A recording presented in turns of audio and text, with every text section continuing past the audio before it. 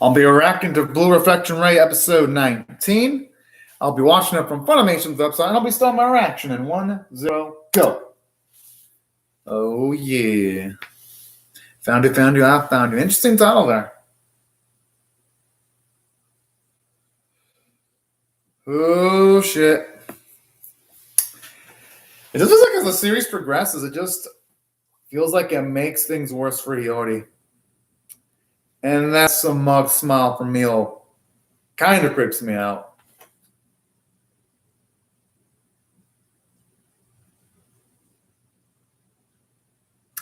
That can only help in Hiyori doing that. Bilko or some of the other girls can find a way of reversing the situation, or at least turning it to somewhat of their advantage would actually be pretty nice, although who knows if they're going to have the luxury of actually being able to pull off something like that.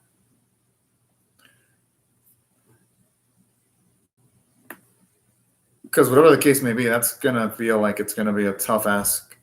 Yeah, it's going to be a tough-ass ask, if you ask me.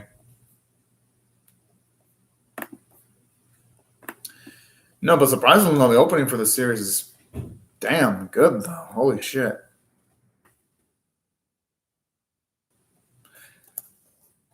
It's like really layered, actually. Although now I'm just wondering, though, with the series close to ending, who the endgame boss is going to be. Because, yeah, it's most likely going to be Shino or Mio.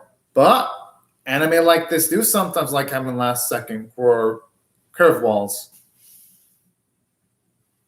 For all we know, they might end up making some powerful magic force that's beyond their control.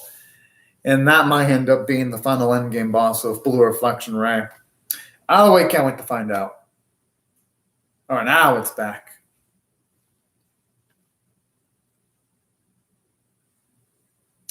I gotta admit, the music's actually pretty damn good.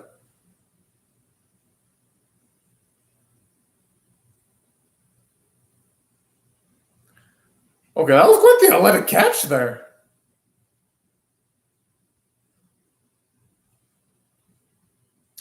Okay, is that like... Okay, looks like reality distortion, or... Because I was originally thinking, okay, that may be speeding up time, but it doesn't look like the case, though, because you see all the plant life, but then you see a bit of the hue coloring changing up just a little bit.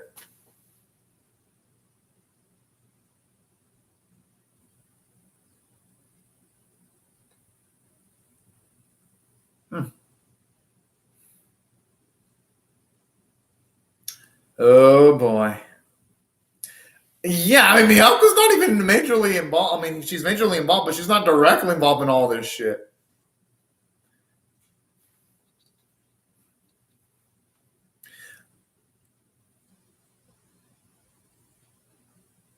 I just like the dark coloring imagery.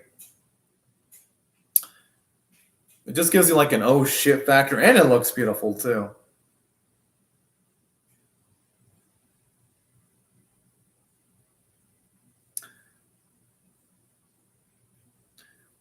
I mean, it already looks like Shino has the upper hand, though.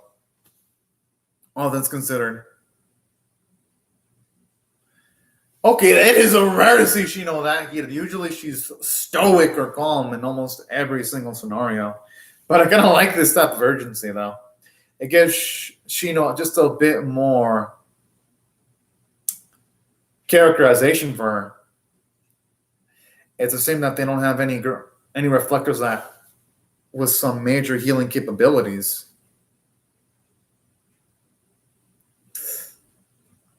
I mean, she didn't do all of this, but the injuries that Ruka has, yes, they are Hiyori's fault. But everything else, no, it's not her fault, just the Ruka's injury.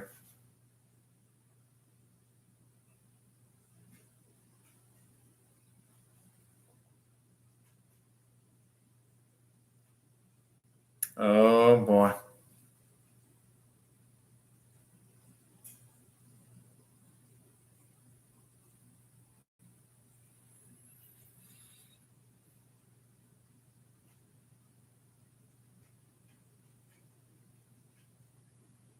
I gotta admit, that's a pretty dang ingenious plan, if you ask me.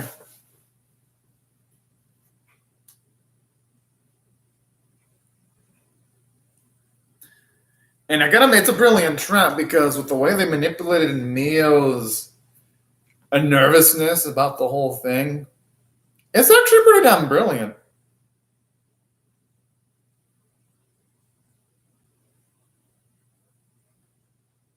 The thing that Mio should have realized, though, is that sometimes in the world ain't fair and sometimes you just gotta readjust your decision making. She went the extreme route of trying to force upon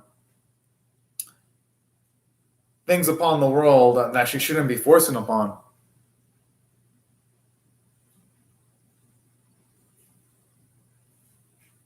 Exactly. And what would be the cost on that?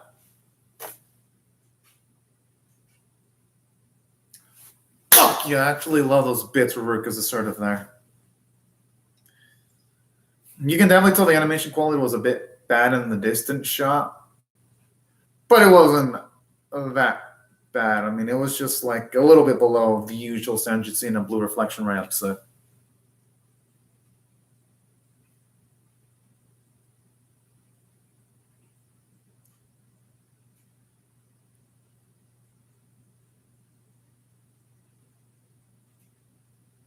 She's right on that. Because Mia never stopped him to actually sit down and talk with her own sister as to whether the actions that she was going to do were the ones that she would approve of. That's the thing that she's got to consider.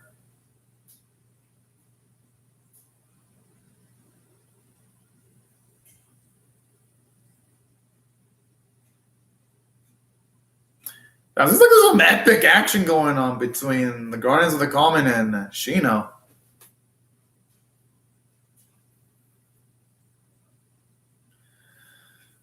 The thing is, though, would Ruka be able to actually operate with the injury she's got? Because that doesn't seem like something you can just walk off.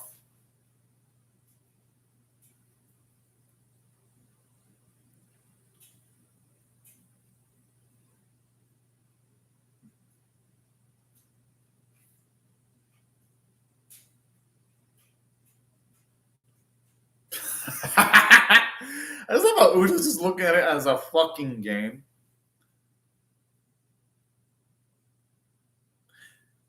Well, if Mio's gonna want to actually prevent him from interfering, she's gonna have to fucking stop him. And this is what I've been waiting for. I've been actually waiting to see Hiyori actually take on Mio earnestly because that's something that they've been building up towards with him. Hiyori for multiple episodes contemplating how she's going to handle Mio. I've been waiting for that.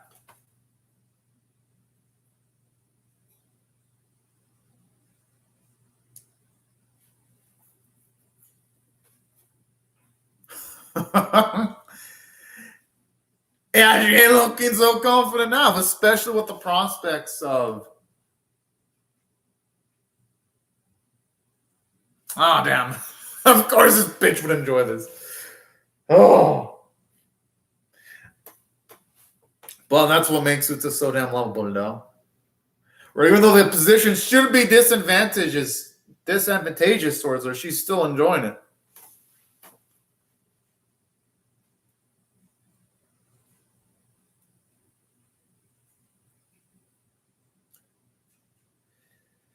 I mean, there's no use in kicking herself over it for too long, though.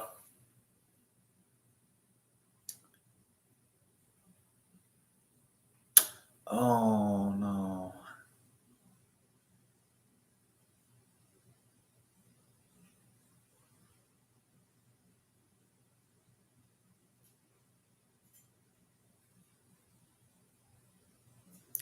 She's got a point. The best Ryoka could try to do is utilize that ring, but sparingly, to try to protect Amino and the others. If push comes to shove.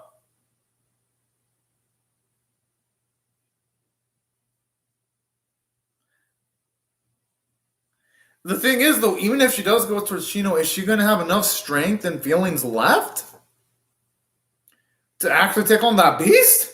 I mean, jeez. In comparison, well, I guess Ryoka is pretty damn freaking strong off of the feats that she pulled off in previous episodes. But still, though, she ain't exactly look like she's in the best physical state right now. But I guess they're gonna have to make do with what they got.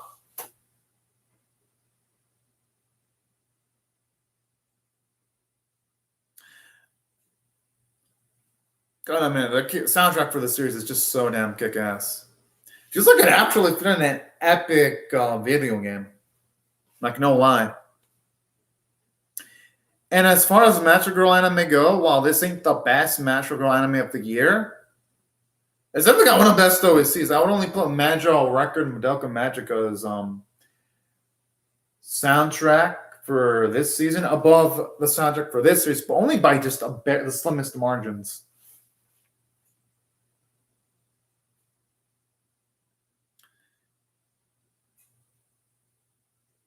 And you know, that's the type of conflict I love about this series, where even someone that she really like Cody, that was super confident, actually made a mistake. And I love how she's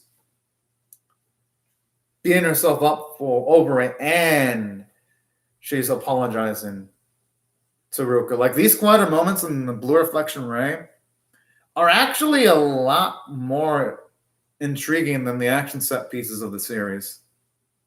Could also be because the series doesn't seem to have an all-star animation lineup too. But even if the animation were pretty, I would still say these quieter moments are better than the action set pieces.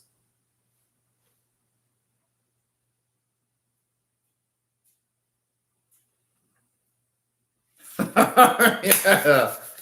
And that's really what a friend truly does do.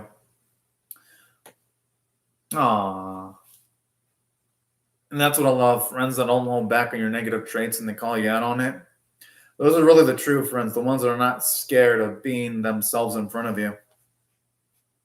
Because that's really when you can truly grow the most, when you know your weaknesses and you're able to work on them. And sometimes you need an extra set of eyes to figure out your own weaknesses.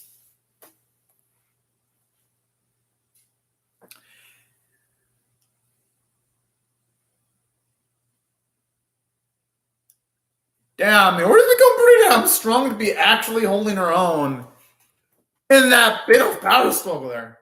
I'm assuming there's a chance they're going to resonate. Or not. Oh, man, I'm assuming that I'm assuming that the ad break was probably put in between the Blue Reflection screen thing that looks sort of like a loading screen. Because that definitely looks like proper way of it being implemented. Oh,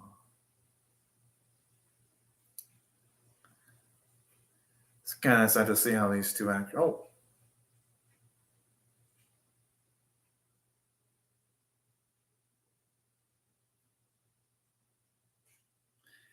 even though yes, the mother did leave her daughter's money, that's still absolutely cruel.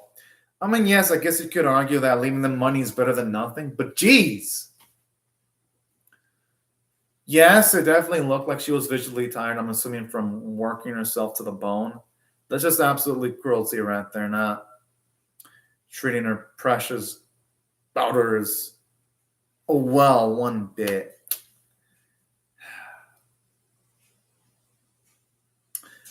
But I do like that because even though, yes, we knew what we needed to know about Mio Niori's past, seeing that small bit with the mother drained does actually add a little bit more context to things.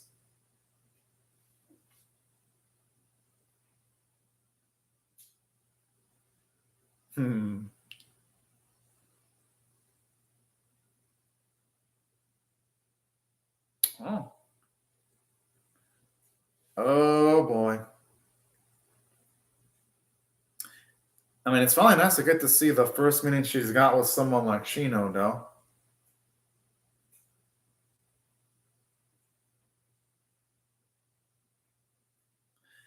That is fucking creepy.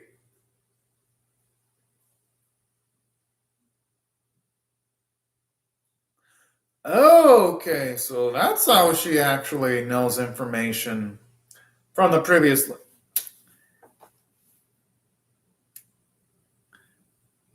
I mean, honestly, I don't think Mio should beat herself up for not knowing because that was her in the previous loop and this is herself in this loop.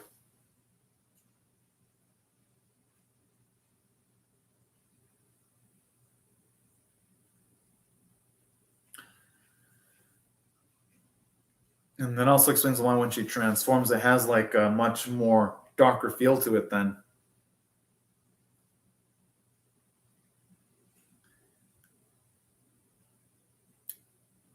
And I actually like this because finally we can see the exact moment where everything went south for Mio, and at least the current day loop.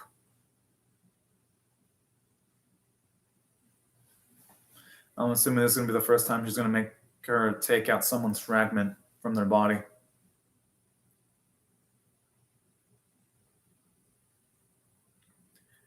And the way she just does it with like gleeful smile too.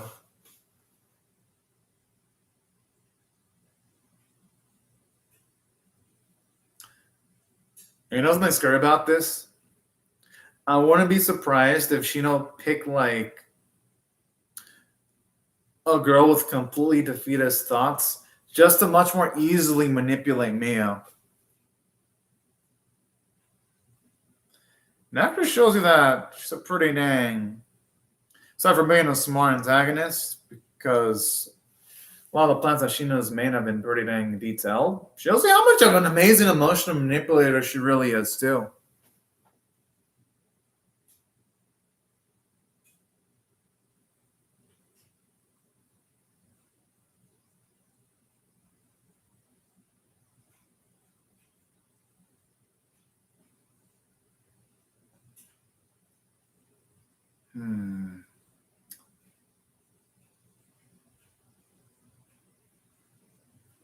Could also be because there's some beauty in the struggle, though, too. Because whenever someone does persevere, it makes the struggle all the worth it in certain situations.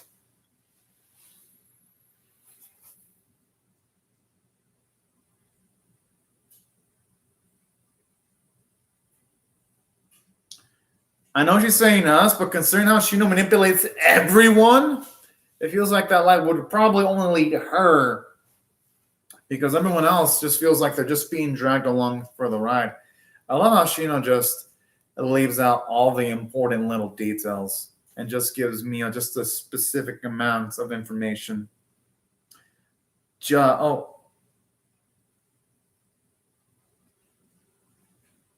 a manipulator.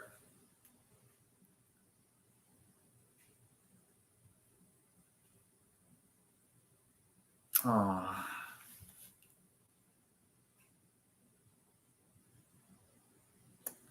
Ooh, it's happening again.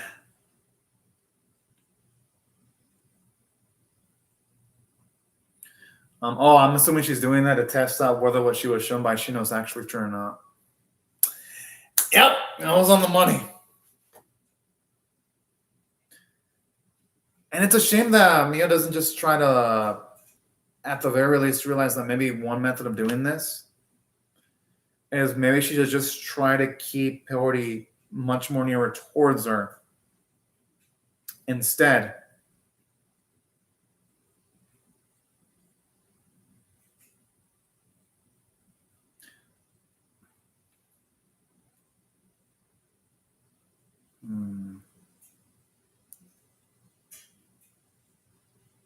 Oh, finally, a bit more of the black-haired girl.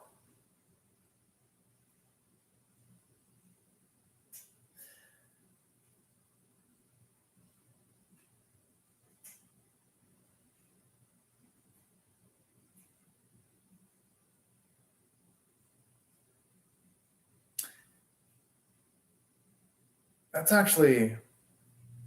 Oh.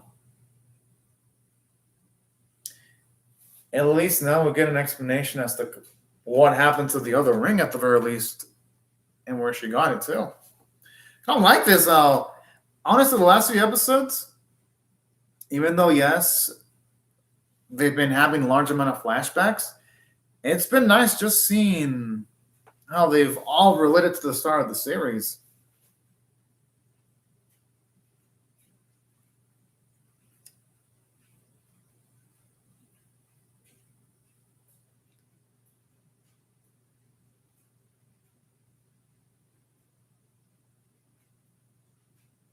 Aww.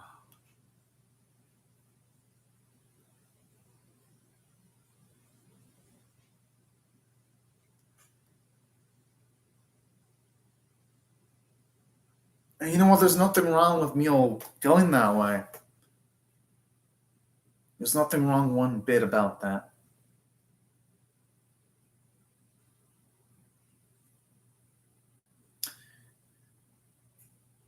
Because here's the thing, anyone will be scared of losing their loved ones and that potential possibility. She's saying that, but she's got to realize when it comes to Hiyori, there's no way that she's never, ever going to forgive her own sister. Oh.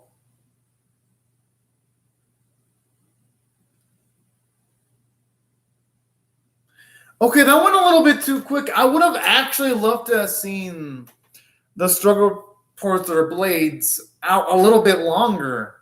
I feel like they went through things a little bit too quickly. Aww. Hopefully she can get her back to normal. Because honestly, Mio hasn't really done anything that bad where you can say she's irredeemable. I mean, I guess she probably has taken in a lot of fragments from girls off screen. But she hasn't done anything that bad, though, that you can say is irredeemable. She hasn't been swimming in figurative filth like Shino has. Aww.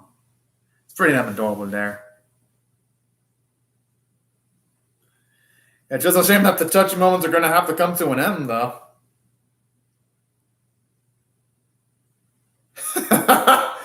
Yo, I did not watch the episode, but oh shit, never mind. I thought for a second some kind of creature was about to be summoned or some shit.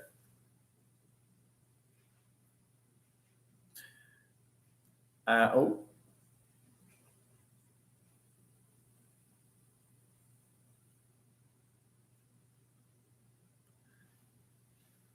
Yeah, that's what I was saying earlier. Ryoka wasn't in the best shape to be taking anyone on, especially someone tough like Shino. Oh, fuck.